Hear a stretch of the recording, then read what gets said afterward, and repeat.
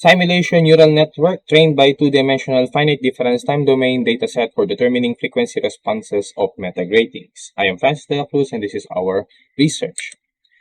As you can see, this is Harry Potter with his invisible cloak making him invisible, and this works through magic. But the question is, can we make it in real life? And with the power of physics, actually we can do it right now. As you can see, there's a small device here that could actually cloak the fingers or even the hands of the experimenter. But this is a little bit limited. What if we want it more flexible? We want a real cloak. And that would involve really serious engineering on how we define the materials we have, like arranging this refractive index in a very bizarre way. This is what they call transformational electromagnetics. And if we want to make it real, to fabricate it, we might need the help of metamaterials. And these are materials that are really exotic compared to natural materials because when it interacts with light behaves differently. And we have also the 2D analog, which are metasurfaces. And these are working in the sub-wavelength regions where the elements are really small compared to the operating wavelength. And if we want to design these materials, we need to consider geometric parameters or the shapes and the material parameters. For example, permittivity, permeability, and conductivity. Also, we need to use the help of computational electromagnetics such as finite difference time domain method for us to know what will be the profile of these materials when exposed to light. And we could form various analyses and further improve our designs, like this one. And also, we can employ neural networks since neural networks can be used in a lot of ways. For example, classifying cats and dogs. And not only for classification, but for also facial recognition, image recognition, language processing, computer vision, and so on. So the question is, why we apply neural networks in this kind of field in optics, in frequency responses? Because designing metamaterials and metasurfaces involves a lot of configurations, lots of parameters, and neural networks will really make the simulation much faster. Take note that different shapes can result to different frequency responses even if they are made from the same materials. So using the images of the shapes could actually help us to identify the frequency response, whether using FDTD or the neural network. Also, why neural networks? In terms of times of simulation or doing calculation, your normal EM solvers could actually process from minutes to hours to even days for huge number of samples. But for your neural network, it would take you milliseconds to seconds. So the problem is, you can really use a neural network to determine frequency responses of electromagnetic devices trained using the dataset from an FDTD simulation. So, based from Moll et al., they actually have this study using your nano antennae or nanoplasmonic metasurfaces that could actually convert left circularly polarized wave to a right circular polarization wave. And then they look for the conversion efficiency over a period of wavelengths or over a range of wavelengths. And using their algorithms, they prove that the neural network could actually give you the conversion efficiency at different wavelength points as compared to an EM simulation solver. And this is the inspiration for this study. What if we're not going to use conversion efficiency, but the exact spectral responses like reflectance, transmittance, and absorbance, which are most of the time useful when we study metamaterials and metasurfaces, or even meta devices in general.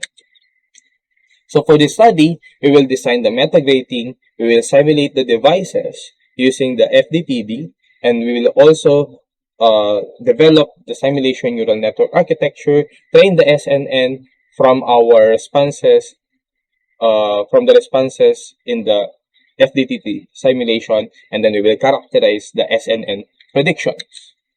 So this is the 3D model of the metagrating with a cylindrical element. We can replace a cylindrical element with other shapes. Then for the finite difference time domain, you have a 100-point frequency range from 1 gigahertz to 5 gigahertz. And then the element periodicity is at 1.5 cm. We made sure that it would be less than the operating wavelength, which is 6 centimeters at 5 gigahertz, which means sub-wavelength grating. Then the electromagnetic material properties, we set the permittivity, the permeability, and the conductivity to be 15, 1, and 0 respectively. And then we expect that the output of this FDTD would give us 100-point reflectance, transmittance, absorbance, and conservation test curves. And this is one single simulation, okay? And as you can see, this is how we get the responses using FDTD, using this EM solver. For the simulation neural network architecture, we use convolutional blocks and fully dense layers. Then the input layer would be 128 by 128 image. And then the output layer would be 100-point data. It means that it would resemble the frequency responses, 100 frequency points. And then we also individually, we have an individual SNN for each curve. One for reflectance curve, one for transmittance curve, and one for absorbance curve.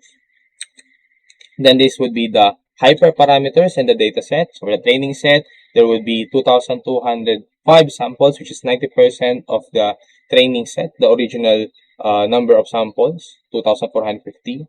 Then we set aside 244 samples for the validation set, which is 10%. And then for the test set, it's around 100 samples, not belong to the initial 2,450 samples that was simulated. And then we also have a bulk test set. This is 1,329 samples that were simulated, not belong to the 2,450 to check the performance of the machine. Furthermore, we use a hardware. The hardware would be Core i7 20 CPUs, 12th generation Intel processor, and for the GPU we use GeForce RTX 360 Ti with 32 gigabytes of RAM. For the metrics, for us to understand the performance of the machine, we can look for the mean squared error. The closer to 0, the better. For the accuracy, if your accuracy is between 0.7 to 0.8, it's probably a good model. If it's between 0.8 to 0.9, it's an excellent model. But greater than that, your machine would be probably memorizing your training set. For the evaluation and prediction time, the faster the better. So we set it as less than 10 seconds. If the evaluation or prediction time is less than 10 seconds, the better, or much smaller than that. The average cosine similarity tells us the closeness of the data to itself. So if we have a cosine similarity between 0.99 and 0.9995, it's probably a good model. But greater than that, maybe your machine is memorizing already the training set. It's probably overfitting. For the results and discussion, I set the results to be in color so that you will not be looking at numbers only. So what would be the response, or what would be the results of the machine when we have your reflectance or transmittance or absorbance data set? As you can see, everything is green except for the reflectance data set, in which the accuracy of the label and prediction matching is at 0.46 or 46%. It means that it is relatively not good. But the other factors like average cosine similarity and mean squared error they are both good. So for us to understand the machine performance, we look at the plot of the label versus prediction in the reflectance dataset. And as you can see, they match. Based on this one, they really match. I mean, the plots are very close to each other. The green one would be the training label, and the dashed line would be the training prediction. It means that the machine predicts the device performance or the device responses, just like how your EM solvers could actually solve it in a very small period of time. And this is true also for transmittance and for the absorbance. How about for the validation set? Still, the reflectance data set shown very low accuracy, a little bit low accuracy. But if you look at the plots, the label and the prediction plots, they matches. Also for transmission and for the absorbance. For the test set is again another set that is outside 2450. The machine didn't see this data. And as you can see, the accuracy is 0.51, a very small, a small improvement over the validation and the training set. But everything is green, even for transmittance and absorbance. And for the machine, this is the result. For device 83, there is a little bit of mismatch, but the curve, the trend of the curve is similar. Also for device 67.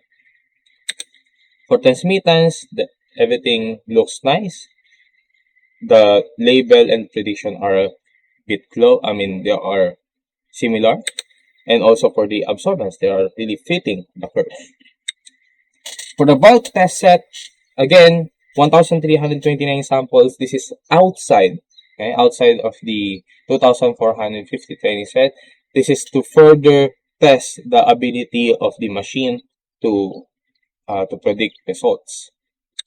And as you can see, for the reflectance dataset, there's a good fit. Okay? The test label and the test prediction are almost similar. Also for the transmission and for the absorbance. Then let's try a sample that is a little bit different from the dataset. And then I use this rectangle designed using Aseprite. It is a pixel art software. So this design is outside of our shape generating algorithm that was written in MATLAB. And then I imported it in SNN, tried to simulate it in the SNN, and then I also simulated it in FDTD and then compare the results. And these are the responses for this device. And it's promising since the result from the FDTD and from the SNN are somewhat close here. You can see the trend, okay? Although the exact values for each frequency were a little bit off. But for the absorbance, it's an utter failure. This is the needs improvement part of this algorithm. And this is where the SNN shines. The time requirement for the calculation or for the computation. Take note that the FDTD, to simulate all of the samples, it could take 8 to 21 hours. But for the SNN, it can just simulate it or give predictions on the responses for less than a second, 0.7 or 0.7 seconds, or even less than. It's a really significant difference in terms of the time or the amount of computational time that would take for the SNN to process predictions and for the FDTD to solve the entire Maxwell's equation. And it's actually normal since solving FDTD or using FDTD requires us to solve the partial differential equations of the Maxwell's equation, while the SNN will just try to understand the connection of the image to the label dataset, which is the spectral responses.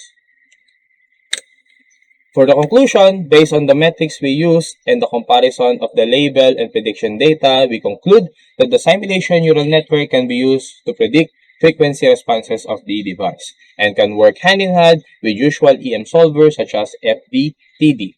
Based on the execution time, SNN predicts responses at significantly much faster rate than FDTD, both with single and bulk samples. This is useful for decreasing time for simulating EM devices and can be valuable for rapid design, simulation, fabrication, and characterization of meta devices in general. And for some recommendation, we can increase the amount of training dataset to improve the training. We can also include more parameters, implement more robust CNN architecture, and implement generative adversarial networks to have an inverse design. So we'll have a complete look of the automation process. And thank you very much for listening and watching this presentation.